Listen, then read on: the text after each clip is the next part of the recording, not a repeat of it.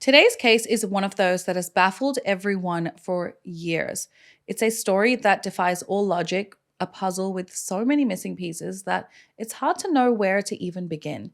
We're talking about a 9-year-old girl, a happy, shy, well loved little girl who, on a stormy Valentine's night, packed her favorite book bag, walked out of her family home, and just vanished into the rain. The most haunting part? She wasn't running away from anything. She had a loving family, she was a good student, she was scared of the dark. So why did she leave? Asha Degree disappearance case. Search for Asha Degree. Have new information in the search for Asha Degree. Asha Degree disappears. Hi guys, welcome back. If you're new here, my name is Zara, and on this channel we dive deep into true crime. So if that sounds like your kind of thing, please join the fam and hit that subscribe button. Give this video a like and share it around if you can. Taking 2 seconds to do that really helps out the channel and it means so much to me. So to everyone that just did it, thank you so much. Also, if you want to get to know me more, suggest cases directly to me and just hang out, become a channel member by hitting the join button down below.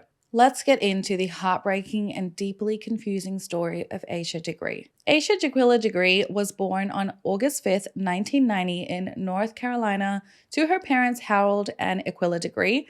Her parents had a really sweet love story. They got married on Valentine's Day in 1988, and then a year later their son O'Brien was born, and then little Asha came along. The Degrees were a solid, hardworking, church-going family.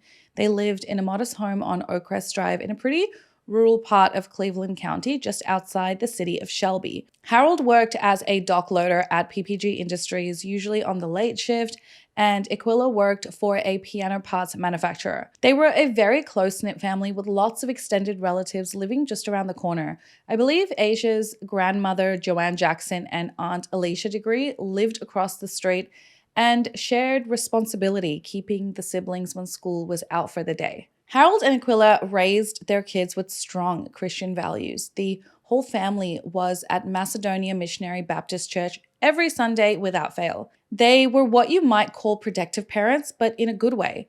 This was the late 90s, the dawn of the internet age, and they were very wary of the dangers online. To shield their kids, they made the decision not to have a computer in their home. Life for Asha and O'Brien revolved around 3 things: school, church, and family.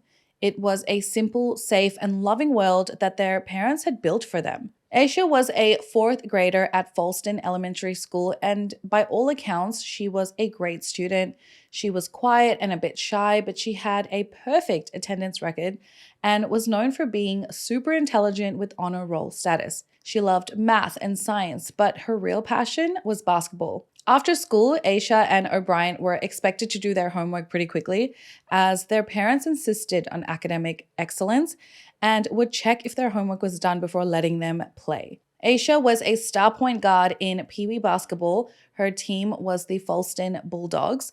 She was this shy, cautious little girl who was also a fierce competitor on the court. Her parents attended all games, actively cheering the siblings on. And during the week, Asha's days were filled with school and sports practice. Her weekends were spent at ball games and church, and this was the same church she went to since she was born. The siblings were pretty responsible too. They had their own house key and would let themselves in after coming home from school, getting their homework done and chores done before their mom got home from work. Crazy to think kids at the age of 10 were coming home by themselves and letting themselves in the home too. Because when I was between the ages of 6 and 10, I would actually come home by myself on a bus, and I lived in India during that time. So coming home by myself in India under the age of 10 just seems wild now. I would be let into my house by a neighbor because my brothers finished school after I did. I would not let my kids come home alone at that age. So it's kind of crazy. But the 90s, early 2000s were such a different time, and honestly, some parents, have no other options. But that kind of lets you in on how Asha and O'Brien were. They were responsible and kind of knew what the right and wrong things were. Asha was also described as being very cautious. She was apparently terrified of dogs and intensely afraid of the dark. This is a key detail that just makes her disappearance all the more baffling. This was not a rebellious kid. She was a homebody who was scared of thunderstorms. The community they lived in just outside Shelby was rural. It was the kind of place where everyone knew everyone. The city of Shelby itself actually had a pretty high crime rate for a town of its size, but still the areas the Degrees lived in was a quiet area and their life was very sheltered and protected. They didn't have cell phones, they didn't have a computer, like I said. So this meant that when Asha disappeared, there was also no digital trail to follow, no emails, no chat logs, nothing. This case was going to have to be solved the old-fashioned way. The weekend before Asha vanished was a long one. School was out on February 11th, 2000, so Asha and O'Brien spent the day with their aunt while their parents worked. On Saturday, February 12th, was the big championship basketball game for Asha's team. It was their first loss of the entire season, and to make it worse, Asha fouled out of the game. Her parents said she was pretty upset and cried with her teammates, but like most kids, she seemed to bounce back pretty quickly. Later that night, she and O'Brien went to a big family sleepover at their cousin's house. It sounded like a totally normal, fun-filled family weekend. On Sunday, February 13th, Asha and O'Brien go to church with their aunt, their grandmother, and their cousins, where they met up with the rest of the family, including Aquila and Harold. They then had lunch at their aunt's house and went home. That evening, everything seemed completely normal, but O'Brien noticed that Asha wasn't really happy. So he asked her, what was wrong? And she said she just couldn't believe that her team lost the game.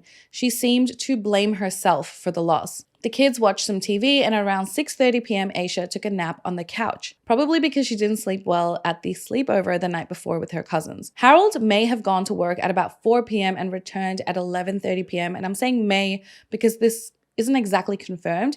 It's said that he did stop by a candy store at 11:30 p.m. at night to buy Valentine's candy for the next day, but some accounts say that he left home to buy this candy, and then some say that he actually bought the candy on his way home from work. At 8:30 p.m., Asha is woken up by a loud noise. A car accident nearby knocked out the power in the whole neighborhood, so Aquila lights some candles and sends the kids to bed by 9 p.m., leaving a candle alight in their room.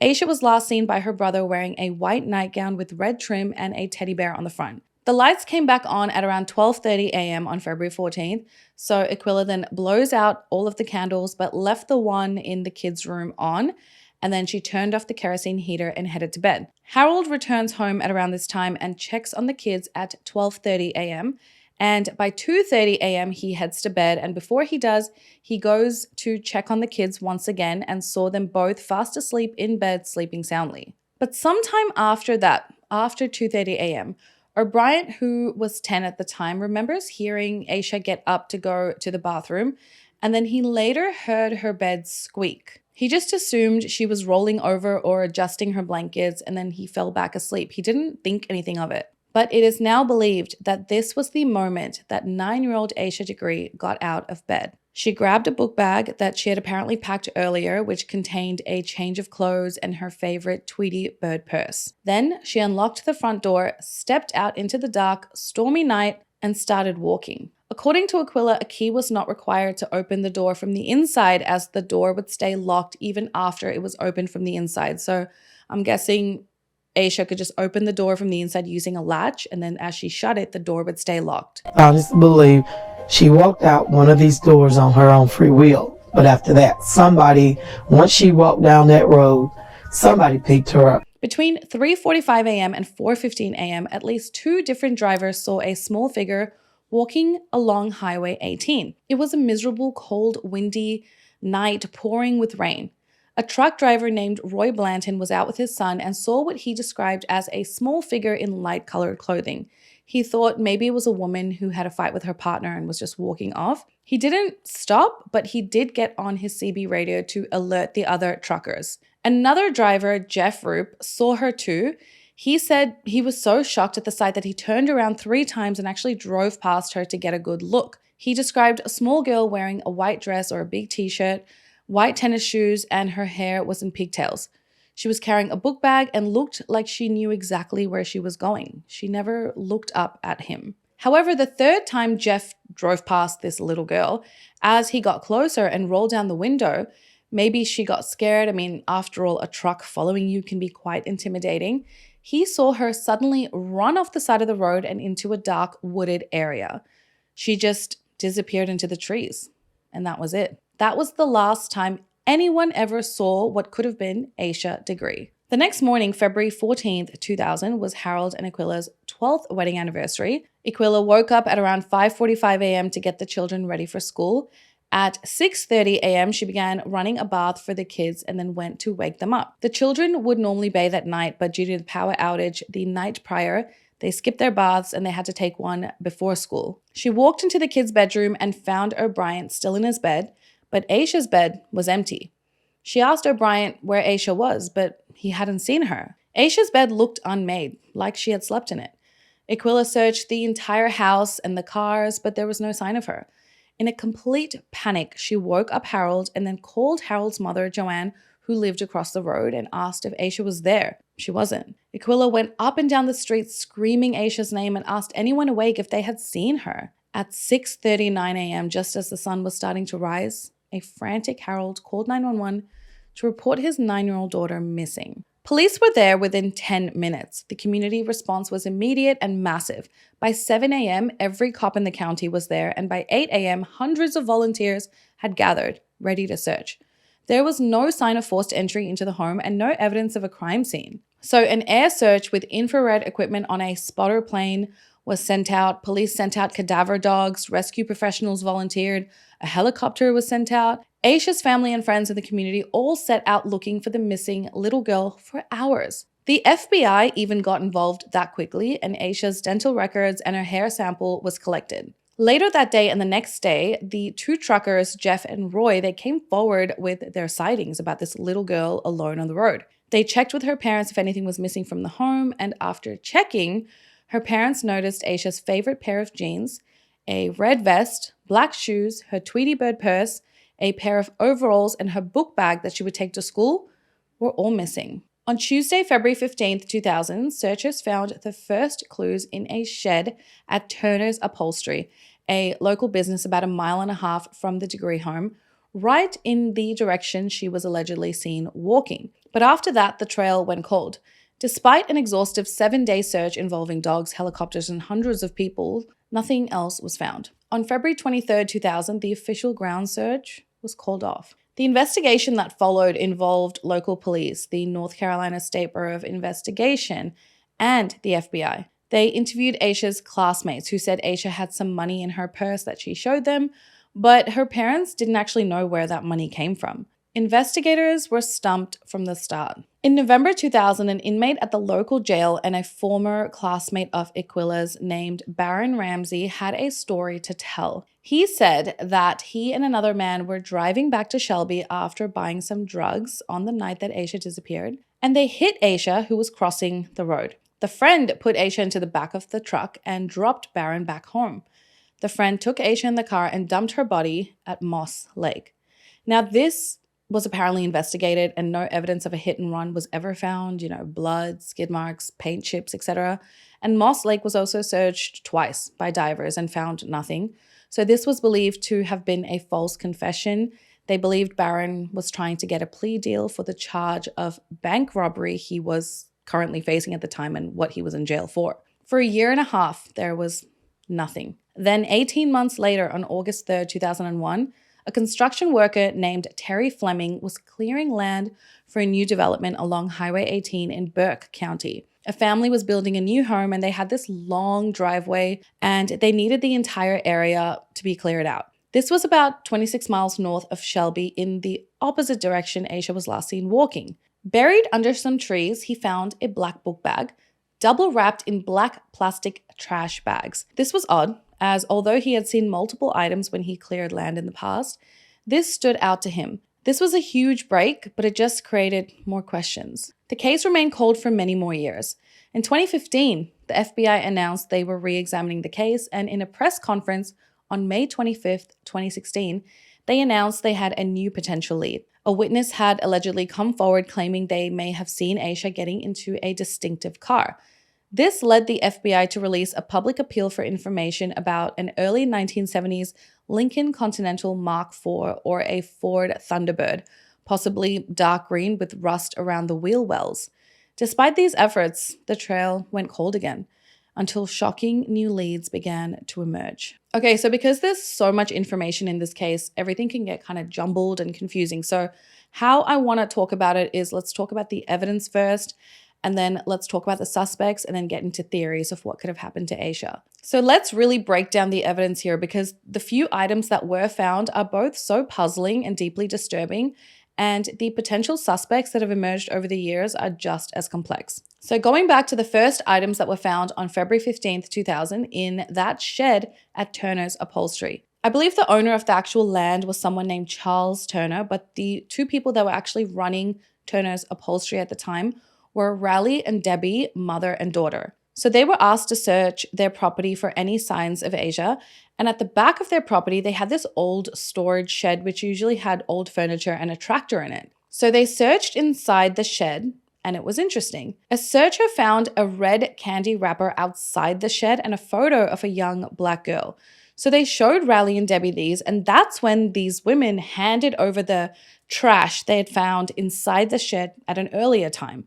They found some of Asha's favorite candy wrappers, cinnamon disc candies, a white Olympics pencil, a green marker, and a yellow hair bow with a bear on it. The next day, the police showed Aquila and Harold the items they found in the shed. Her mother, Aquila, immediately recognized the hair bow as belonging to her daughter. This proved that she was likely in that shed, perhaps seeking shelter from the storm. But also that photograph of another young black girl who was around the same age as Asha, they showed this photo to Aquila and Harold, and they did not recognize this girl. Weirdly though, initially, Raleigh and Debbie only showed this photo to the police, and since they did not recognize this girl, they didn't show the other items like the hair bow and the candy wrappers to the police. And then later, when a search volunteer asked about the candy wrappers, that's when they showed the other items found in the shed to the police. Hope that makes sense. It was all really odd. But to this day, that young girl in the photograph has never been identified, and her connection to the case, if any, is a total mystery. Was she another victim, a friend, or was it just a random, unrelated item that had been in the shed for years? Nobody knows. The storage shed, however, did not have a lock on it, so anyone could access it. When cadaver dogs searched the area, they also did not pick up Asha's scent. It was also weird, but this doesn't mean she wasn't there. The heat, the humidity could have affected her scent. The cadaver dogs could have been badly trained, or this case just fell into the 5% of cases that cadaver dogs fail in. You know, they only have a 95% accuracy rate. Then you have the book bag discovered on August 3rd, 2001, 18 months later. This is the most significant and perplexing piece of evidence ever found. Construction worker Terry found it buried, but what's crucial is that it was double wrapped in black trash bags. This wasn't just discarded, it was deliberately concealed. The careful wrapping suggests someone was trying to preserve its contents or hide it from the elements. When Terry got a hold of the book bag, he looked inside.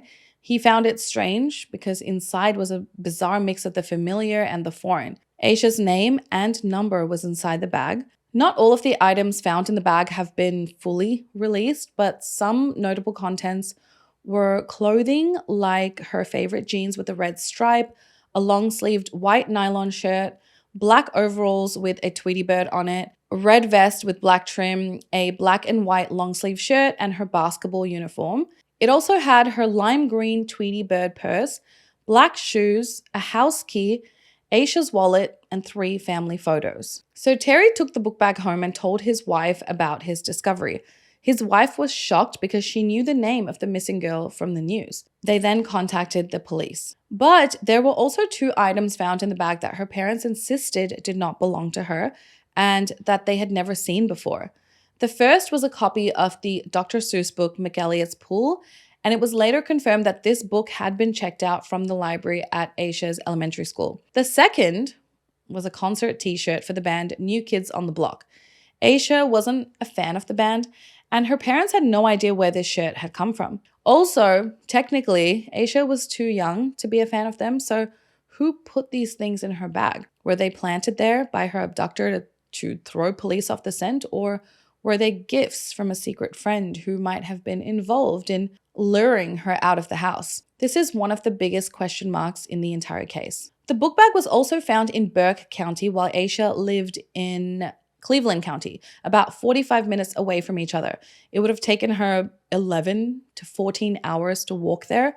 Also, Asha was seen walking south, but the book bag was discovered up north. If she did walk the entire way, someone somewhere would have seen her along the way. If she hitched a ride, that would have been really strange for someone to give a 9-year-old a ride, but maybe someone would have come forward if they didn't have anything to do with her disappearance. She would have also needed food, water, rest, the bathroom. It just doesn't make sense. Also, the location where it was found, it was just a bunch of trees and brush.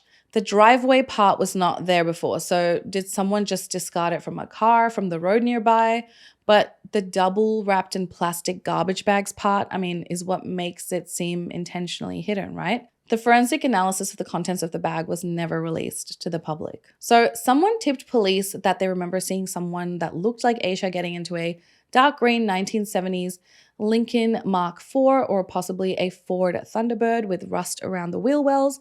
So now this tip was actually given to the police closer to the time that Asha actually went missing, but it was overlooked by the police and only noticed once the investigation was looked into again in 2015 and 2016. It was also reported that there were perhaps 2 occupants in the car. So did Asha get into this car willingly? The details of the witness account hasn't actually been released. And if this is true, was she kidnapped or did she know the people in the car? So let's talk about the suspects now. For decades, there were actually no official suspects, but that changed recently. And the leads are pretty wild. So we have the Deadman family. This is a very recent development taking place just last year in September 2024. So the Deadman family had parents Roy Lee and Connie Deadman.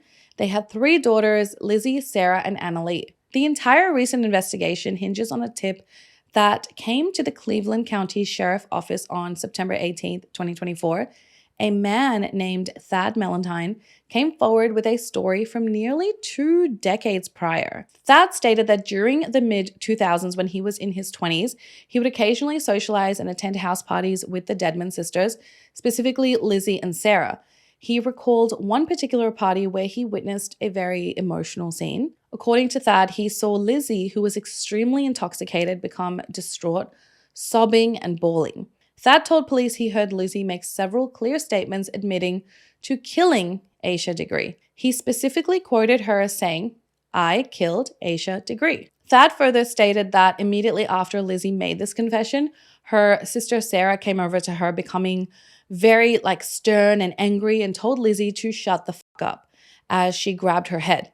He noticed that Sarah's aggressive reaction seemed out of character for her and made the moment stand out even more in his head. To verify his story, investigators had Thad take a polygraph test, which he passed, supporting the credibility of his statement. This tip was deemed strong enough to serve as the primary basis for obtaining search warrants. Thad's tip directly led investigators to seek and execute search warrants for the iCloud accounts of the Deadman family members. The warrants were publicly released on Tuesday, February 18th, 2025, revealing a series of panicked text messages that painted a picture of a family in crisis. So the text messages exchanged between the sisters, Lizzie, Sarah, and Annalie, and other family members showed their reaction to the renewed investigation into the disappearance of Asha Degree.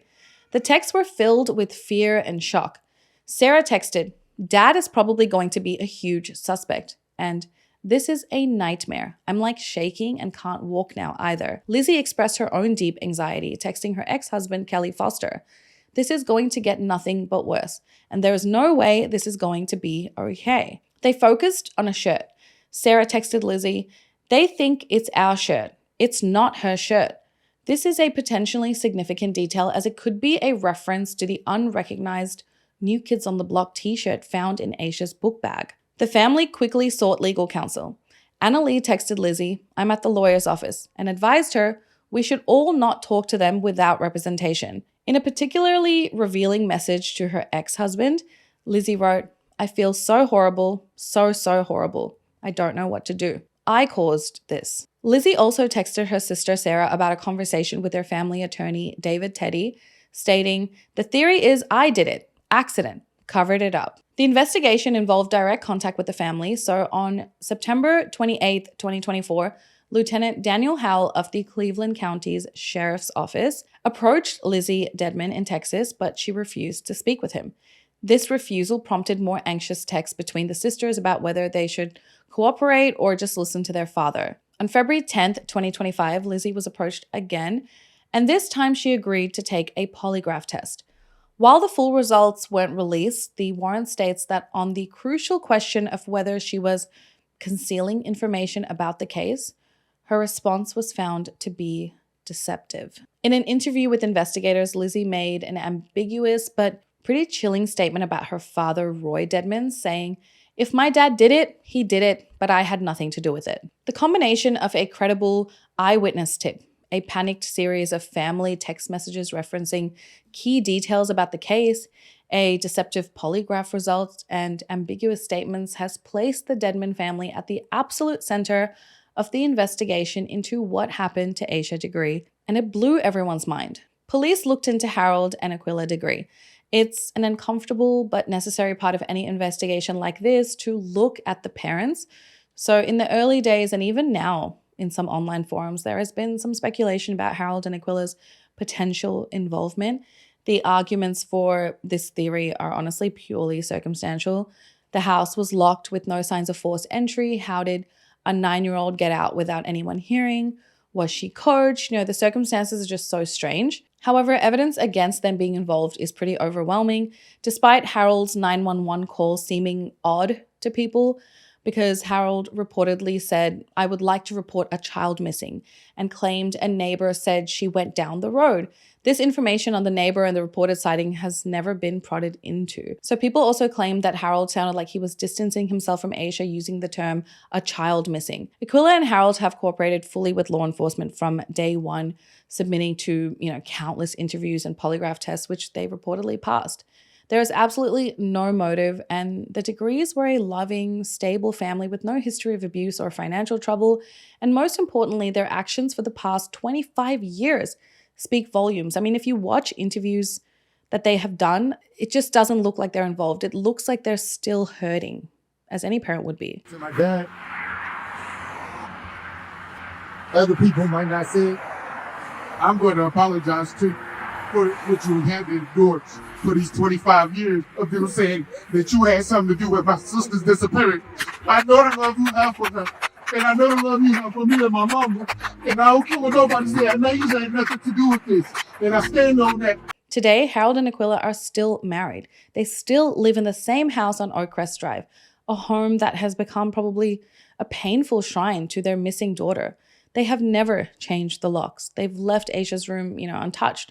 A time capsule from the year 2000, waiting for a little girl who never came home. They are still active in their church and are held up by their faith and their community. And every single year on February 14th, they lead a heartbreaking walk for Asha. They gather with family, friends, and supporters and walk the 1.5 miles from their home to the spot on Highway 18 where she was last seen. They carry signs, they share stories, and they pray for answers. Their pain is as raw today as it was in 2000. Harold said, "I'm not putting a headstone up for my daughter.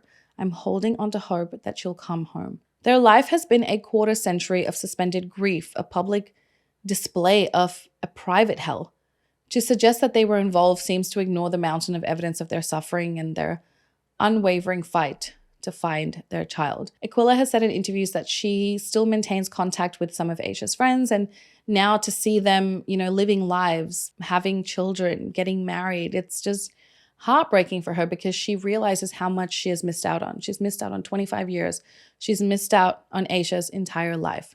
But she was grateful to have those 9 with her. What could have been done differently? It's so easy to give our thoughts 2 decades later, over 2 decades later. The drivers who saw a little girl on the side of the road that night have probably been tortured by what ifs ever since. In today's world, I think almost anyone would stop and call 911 immediately. But back in 2000, maybe it wasn't as automatic. Still, a child walking alone in a storm at 4 a.m. is a massive red flag. Why weren't the police called? Better yet, why didn't someone make an active approach to stop her until police could arrive? The impact on the Degree family is just unimaginable. For 25 years, Harold and Aquila have lived in a state of not knowing, is their daughter alive? Did she suffer? They have never ever given up hope, and their strength is honestly incredible. Their family, once so whole and happy, was shattered by one night with no answers still. This case is a heartbreaking reminder of how quickly a life can change.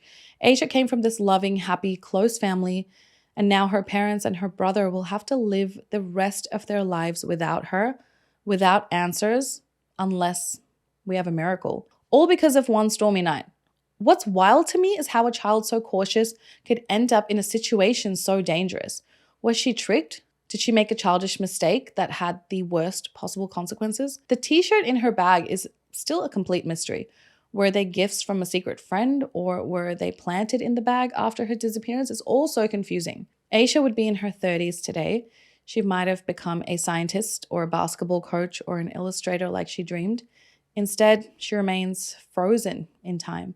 A 9-year-old girl whose smiling school picture has become the face of one of America's most enduring mysteries. In 2020, on the 20th anniversary of her disappearance, the FBI released an updated age-progressed photo of what Asha might look like as an adult.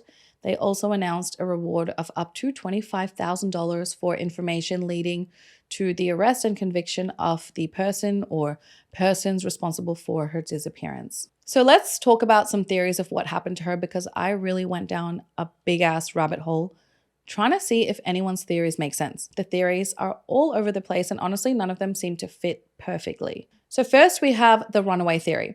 This is the simplest theory, but it's also the one that makes the least sense. Asha packed a bag, which suggests she planned to leave. Maybe the lost basketball game or some other unknown childhood issue upset her more than anyone realized.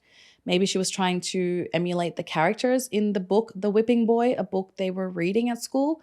But to walk out into a storm, a girl who was scared of the dark, and where would she have been going? On foot at 4 a.m. Was this her first time leaving home, or had she done this before without being noticed? It just doesn't add up with what we know about her personality. Any kid who even maybe would think about it, when they open the door and then they see the dark, and then, or even if they started walking and then they're like, oh shit, I'm not going to do this anymore. That's like what a normal kid would do. So it just doesn't make sense. The next theory is that she was groomed and lured.